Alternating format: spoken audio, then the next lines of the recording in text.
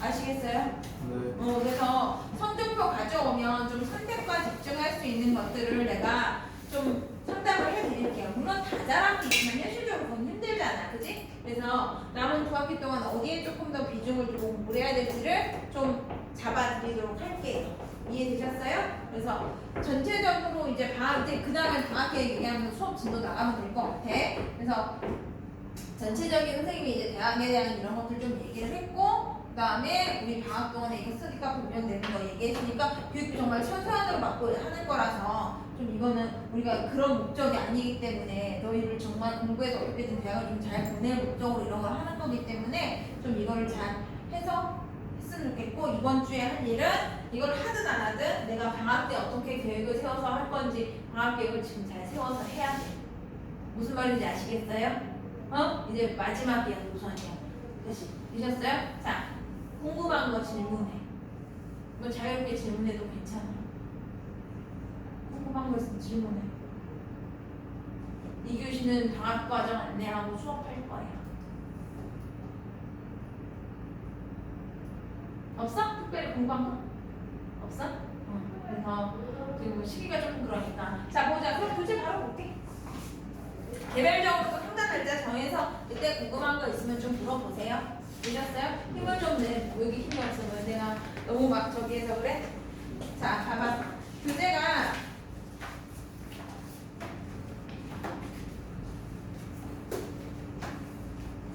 오늘 신날이라 교재기가 안 됐을 것 같아서 목차만 좀 필요한 부분만 복사해볼게요. 자, 일단 오늘 빨간 색깔 수능국어 영역별 안정정폭이라는 책이 있어요. 그래서 이거 내가 만든 거고, 내가 이제 뭘 해줄까 고민을 하다 만든 거고, 한 장 넘겨보시면, 자, 7, 8월 고2 국어 강의교육표라고 나와 있는 거 보이세요?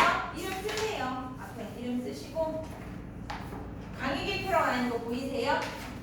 요대로 나갈 건데, 이게 뭔지 설명을 좀 하고, 이거에 좀 할 거야. 자, 이번에 내가 내신과 수능을 가지고 뭐를 해줄까 엄청 고민을 하다가 짠 게, 자, 너희가 이제 그 전에 선생님하고 했던 것들 좀 체크를 해보니까 2024년도, 2023년도까지 해서 3월, 6월 모의고사는 선생님이 풀었다고 하는데 9월하고 10월 모의고사들은 안 풀었다고 얘기를 하시더라고. 그 전에 선생님하고. 그래서 3월보다는 9월, 10월이 모의고사가 훨씬 조금 어려웠고, 어차피 우리가 또 9월 모의고사도 봐야 되는 상황이라서 일단은 2020 많이 안 잡았어. 24년 9월하고 10월 두 개의 모의고사를 가지고 모의고사 풀이만 하는 게 아니라 각 영역별로, 이건 내신도 같이 연결되는 거야. 그리고 내년 3학년 1학기 때 수능 특강 때문에 이 작업을 하는 거야. 되셨어요? 3학년 1학기 때는 수능 특강이 문제가 들어가더라고. 수능 특강은 수능만 보는 게 아니라 그걸로 뭐해? 내신으로도 그걸 봐.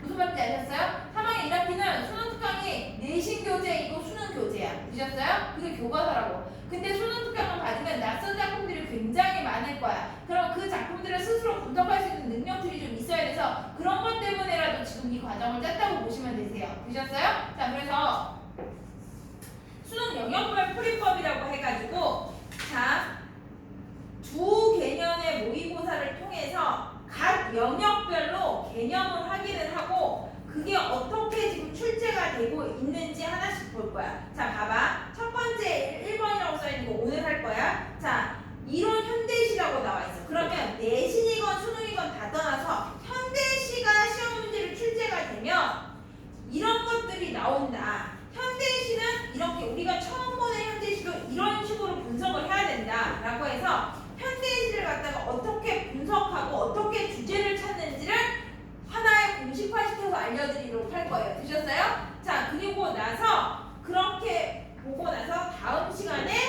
현대시 2024년 9월, 10월에 출제된 문제를 가지고 오늘 배웠던 이론을 적용시켜서 문제풀이를 할 거예요.